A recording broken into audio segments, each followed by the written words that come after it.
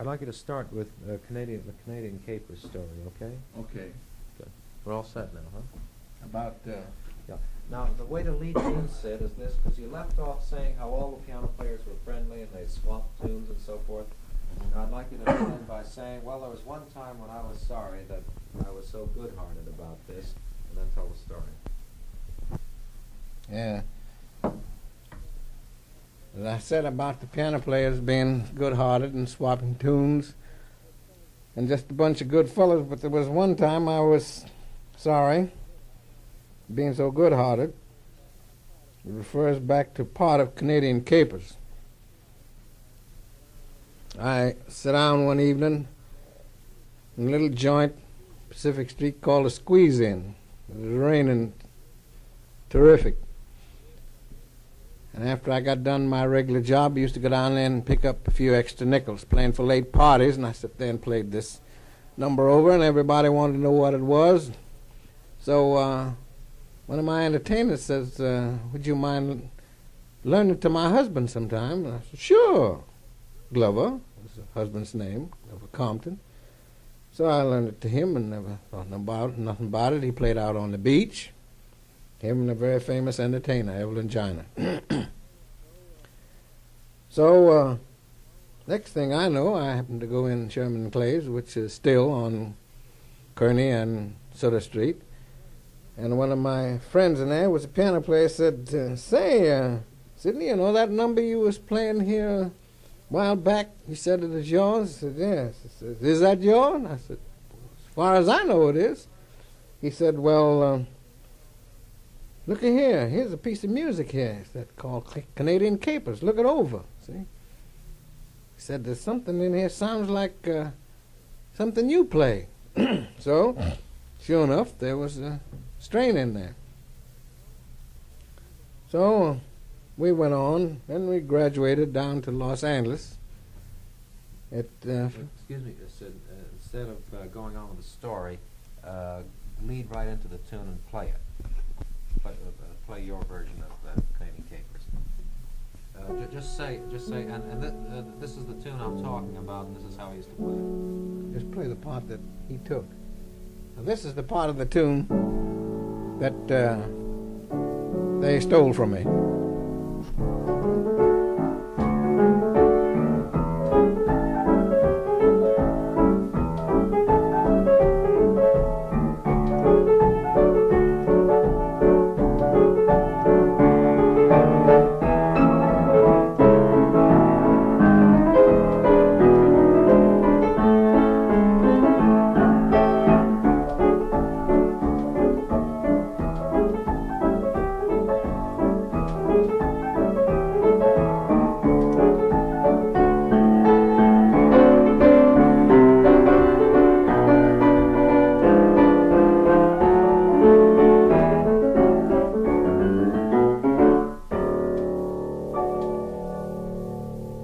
That's the strain that, if I'm not mistaken, it's the second strain in a piece of music. And did you ever have a name for it, Sid? no. A gentleman by the name of George Bryant, who's winning here with Verdon's medical show, made a score of it, see? And 12-piece orchestra.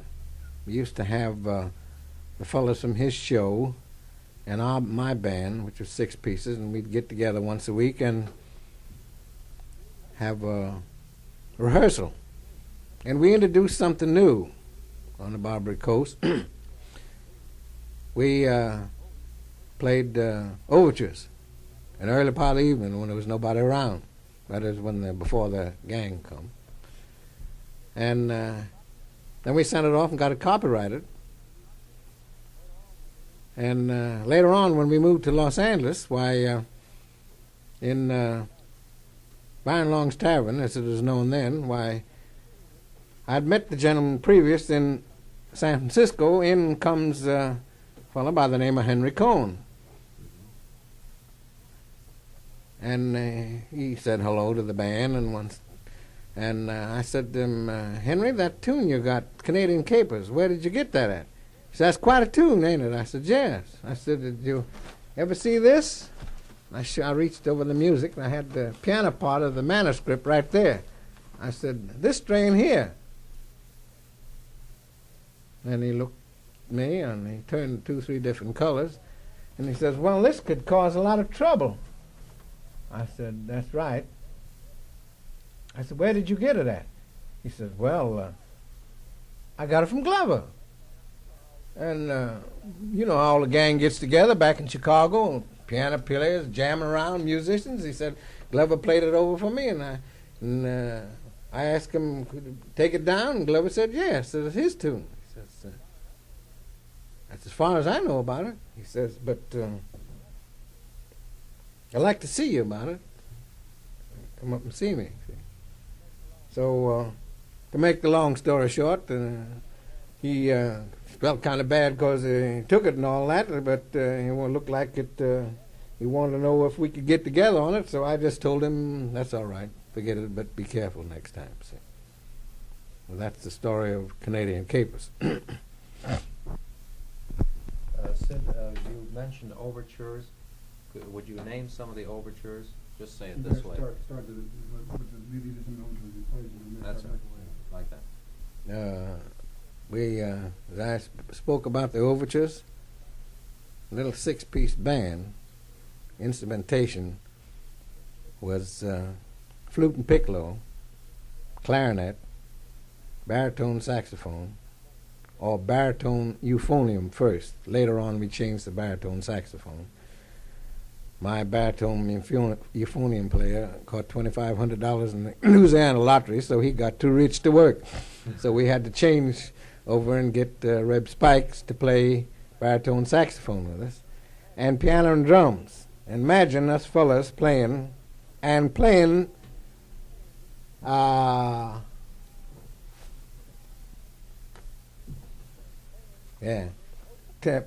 such overtures as Poet and Peasant,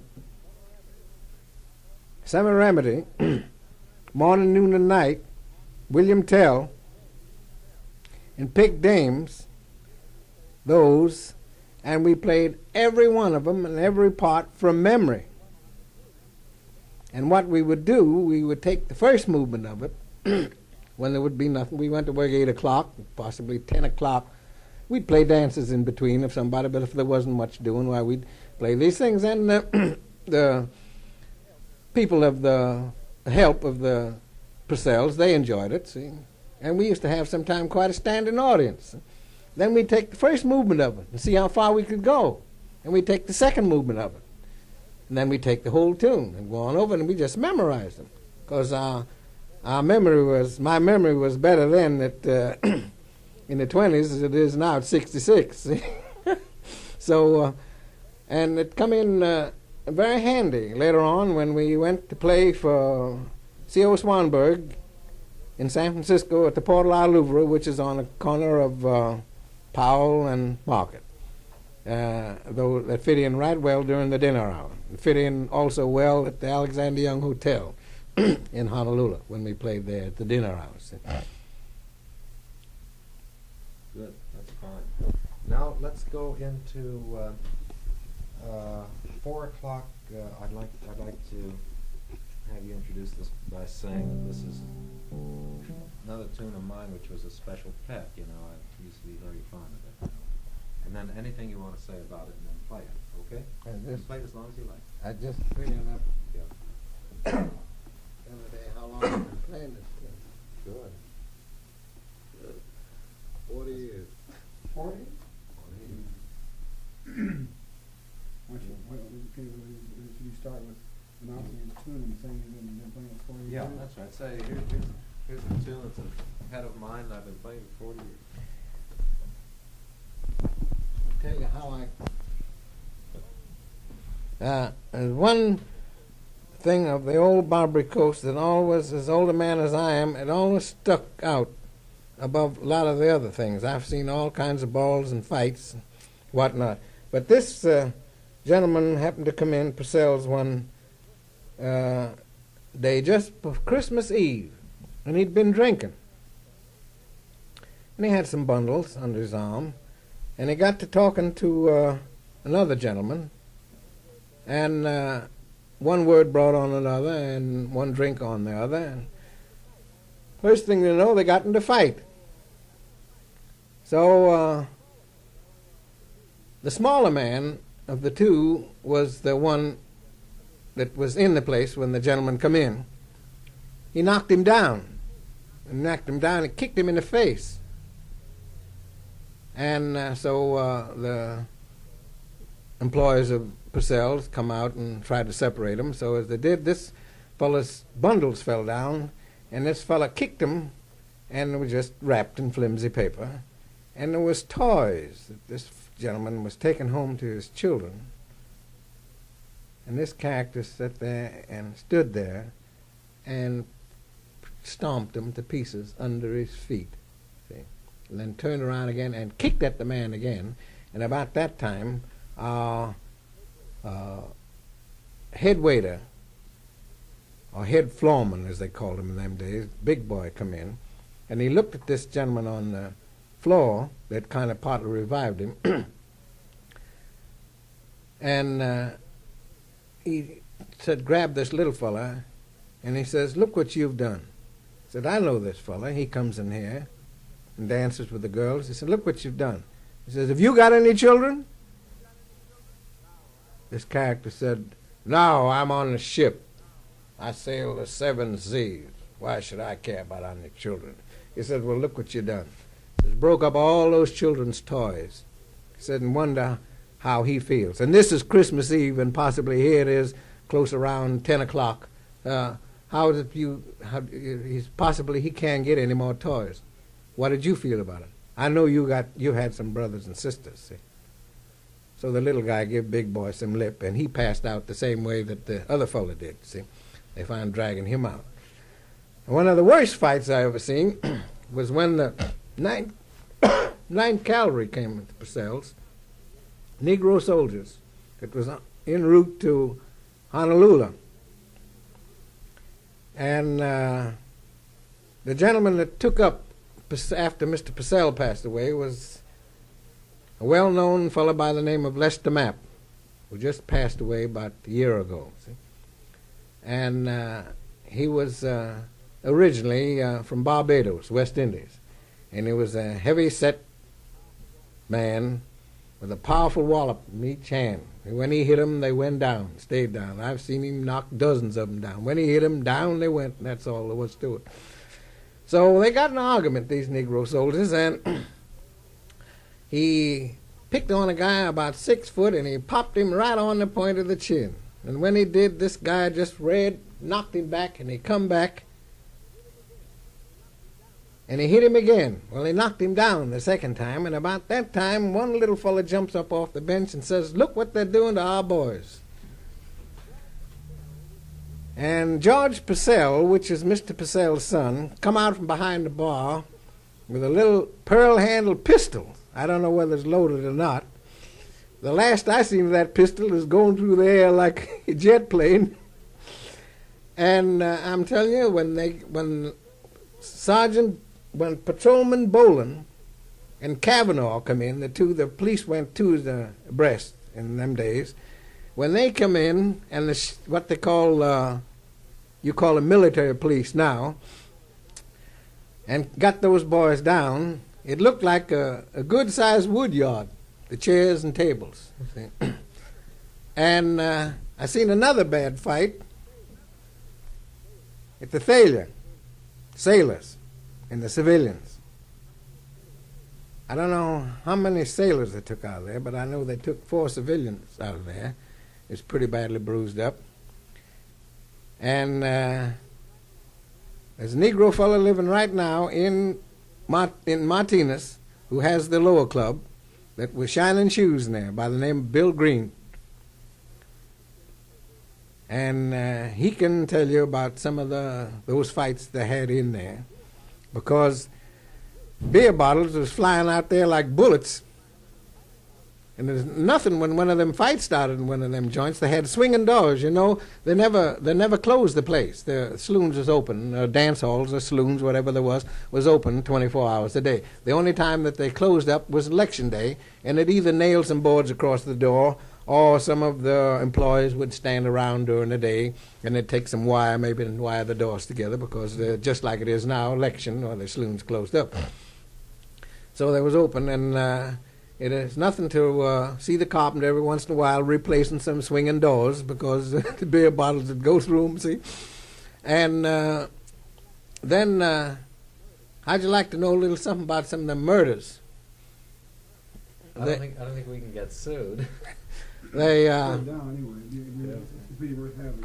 this one stood out. There was a big Negro fella that they called him Babyface, and as me mentioning Purcell's and Red Kelly's and Hippodrome and Charlie Costa's and Louis Gomez and the Bella Union, I forgot to put in the Old Dixie Hotel, a Negro hotel up on Pacific Street above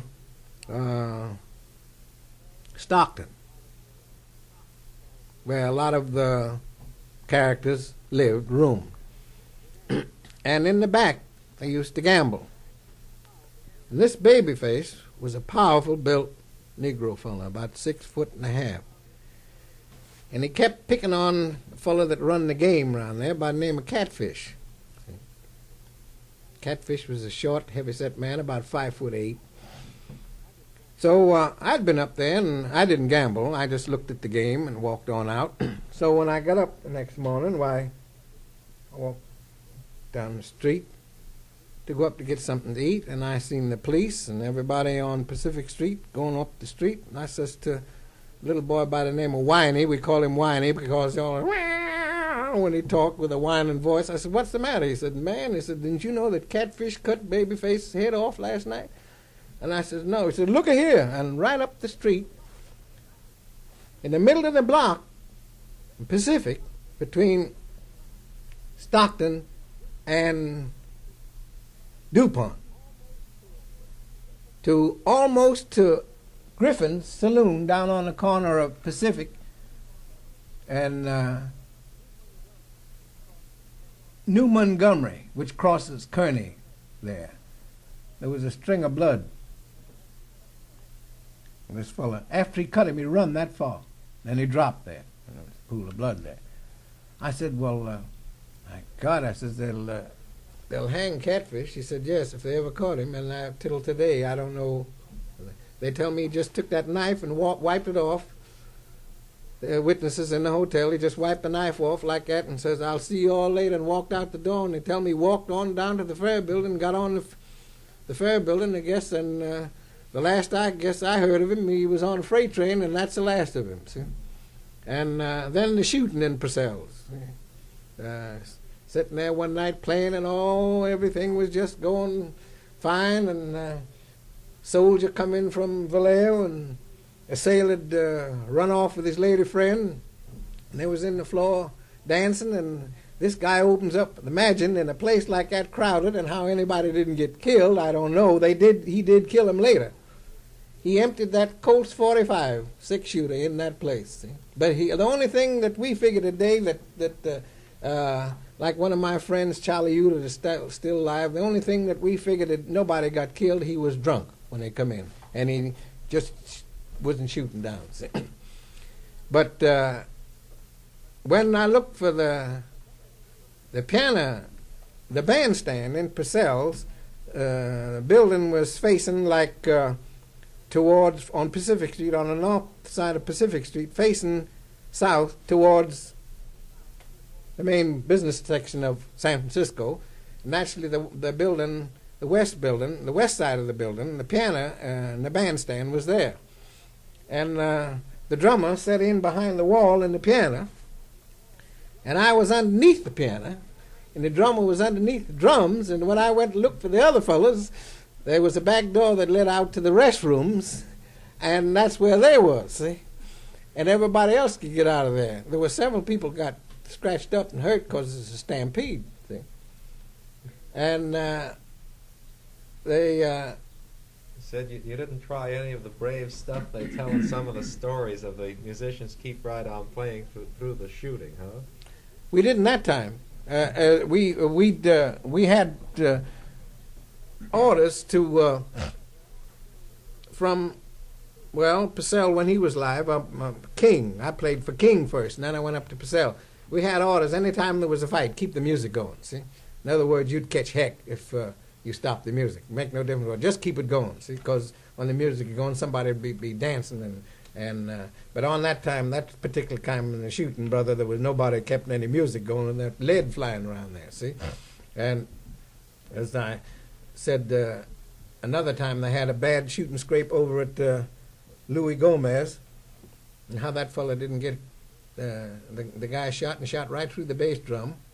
And, as you keep your foot on the pedal, that ball hit the pedal like that, just shot right through that pedal, busted that ball,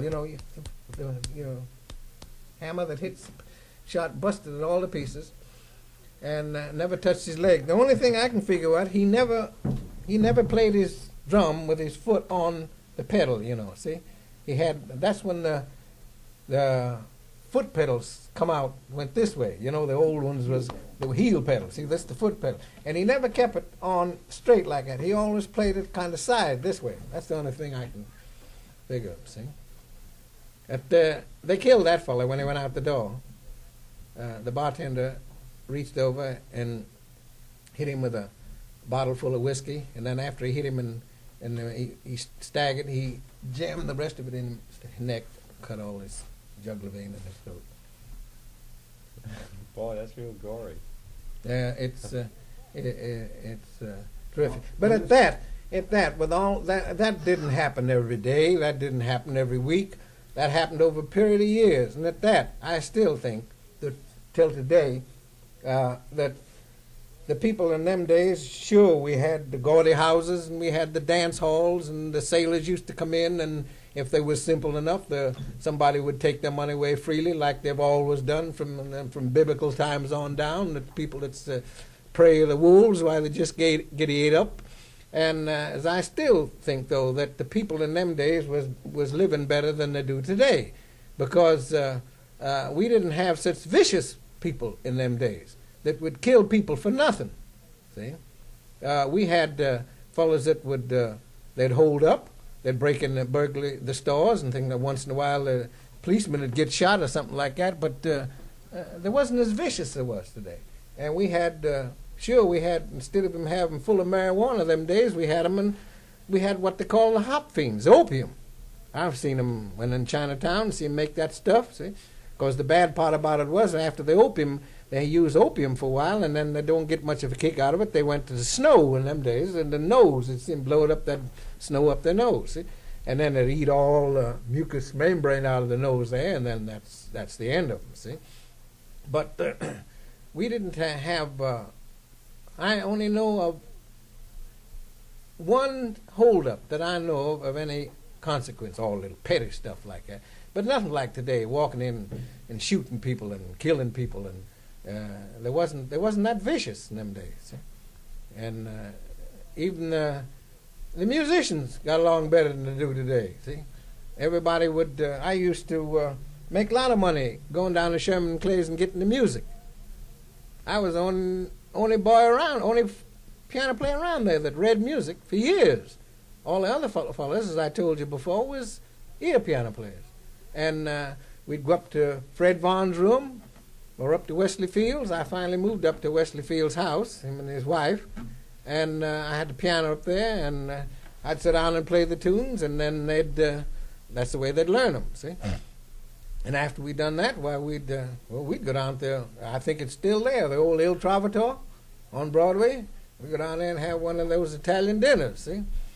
And that's the way we got along, see? Now the guy goes and steals a tune like he did mine, and likely put him in San Quentin. Gee, we sure got a mess of fine stuff there. Well, go ahead. Just, when I've told you about Purcell's and the Barbary Coast, is things that I've actually seen, see? And nobody's told me this, with exception of where I just told you about that fella, Catfish, cutting that fella's head off. He cut him from ear to ear, clean across like. And naturally, I got it the next morning because I went home and went to bed. The fights, the music, the playing, and everything, I've seen it, see? What about the street fights? Did you witness any of those? I've seen one street fight that there was fighting from gutter to gutter. And all the police in them days wore shoes with double soles on it, see? And they done a mighty fine job of kicking. See? Sid, what was one of the big street fights about, and who took part? What was the cause of it? In that failure. Another time in that failure. It started in there and come on out in the street. And mostly servicemen in them days. You know, they didn't look at, there's one thing though that's got better. They didn't look at servicemen in them days like they do today, see? That's the reason why today, if the city police departments or anybody else beats up them servicemen, why, you just liable to get in Dutch, because it was terrific the way they used to beat them in them days. Everybody hated the sailor and hated the soldier. Why, I don't know. Everybody today, it's a different idea. The boys going out there braving all them bullets to fight for the cause, but anytime they come down there, why, they'd work out on them, see?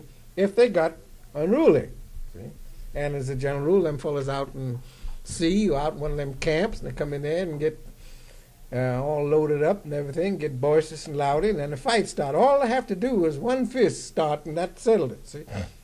Because they done more fighting with their fists in them days. And they got out in the street there, and what I mean, it was really a fight, see? They was laying all over out Pacific Street, see? Because no danger of getting run over in them days because there wasn't a handful of automobiles, see? And I never will forget, somebody phoned in with the Hall of Justice right down on Kearney Street, and here come a whole wagon load of cops, you know, see? And they just blocked the street off, and they took 15 to 20 wagon loads down to the city hall and locked them all up, see? After it's all over with, why, some of them was back there the next night drinking and having a good time. But that's the way, as I say, it didn't get vicious like it did now. But gang fights. So did you see people throwing hot water out the windows to stop the fights?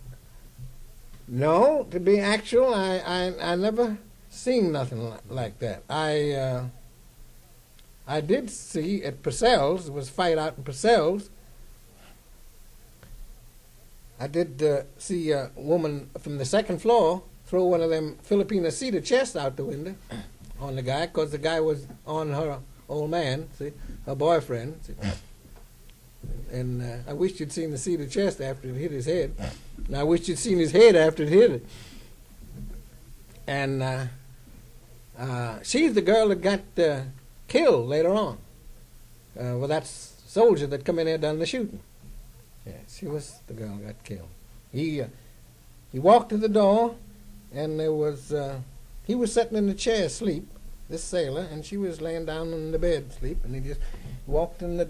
You went upstairs, and as you go upstairs, you go to the second stairs, it's the banister, and right, you come up like this here, and here was the door in this front room, just about 35 foot Purcell's building was, and all the rooms was on one side, with the exception of the front. The front of the building had rooms in it, 2 rooms in it, one here, then a door, and then here, see? And as you made this turn, there was a banister with a post to it, and he got up on the banister and just reached over like that and took the gun like that and knocked the transom out and just doom, doom. Got both of them, see? And when he did, the porter was swamping the floors, and they tell me he never showed up there for a week afterwards. He was little dingy.